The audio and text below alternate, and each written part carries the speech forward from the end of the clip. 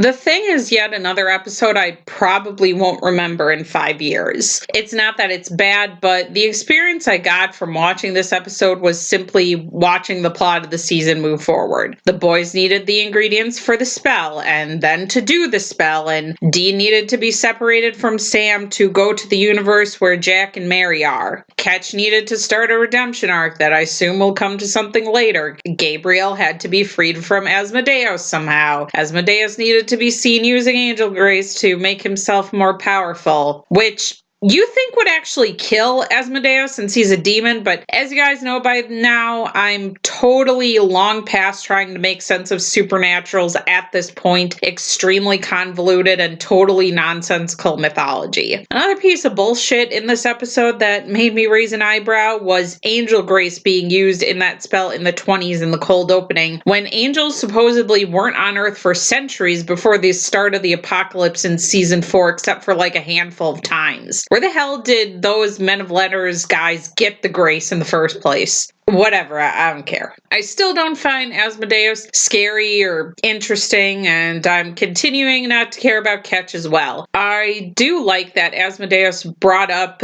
an issue I have with Ketch's character with not understanding where the hell his need to not help the latest would-be unstoppable big bad from killing a whole bunch of people. From whence come this redemption? Of course, I don't understand why Ketch wanted to help Asmodeus in the first place either, so mostly I'll be glad when this character is dead and gone for good because no more time will be wasted on him. I did kind of love that during Asmodeus and Ketch's scene, they kept cutting Gabriel and showing reaction shots of him. It's almost as if they were trying to get me invested in the scene by continually highlighting the presence of a character that I and others actually give a shit about. One thing that I did think was kind of funny was Ketch reading the supernatural version of the kids magazine highlights while waiting for his meeting with Asmodeus. That did get a, oh, that's kind of funny reaction from me.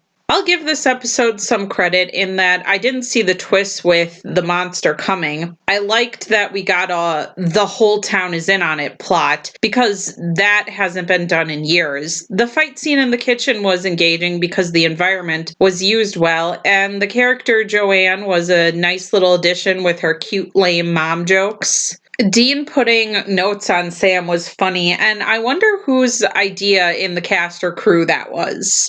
Dean is still saying jinkies, and that's really cute. And as a Dean fan, of course, I love that Sam called Dean out on his fake hatred of books, because Dean does love them. It's the same as the you love chick flicks moment in the last episode of season 11. Dean doesn't love all books, true, but he's always been a genius and a nerd. The research part is frustrating for Dean because of how slow the process can be, not because he's bad at it. As we know, Dean needs all of the therapy because he puts so much effort into pretending to be someone he's not, pretending like he doesn't like the stuff that he really likes, pretending that he's not good at the things he's actually good at. Like I said, all of the therapy. I wonder if anything else will be made of the monster in this episode being separated from her lover in a thematic way for the season, but I doubt it. I know Destiel shippers kind of perked up with their hopefullier at that, but I don't think it's going to come to anything.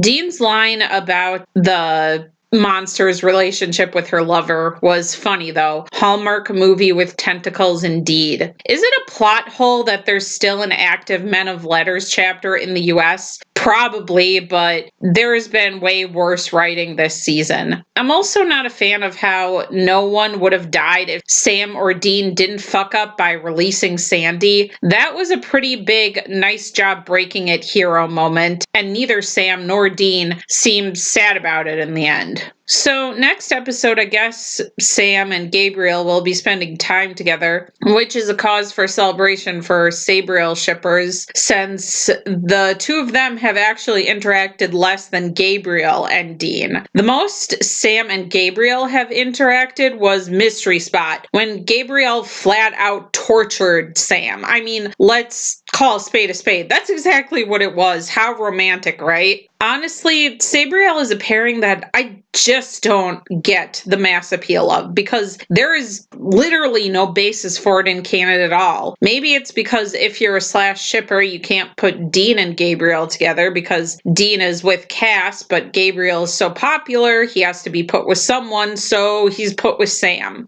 That's the best I can figure. You tell me if you happen to understand Sabriel. Sayonara and Auf Wiedersehen.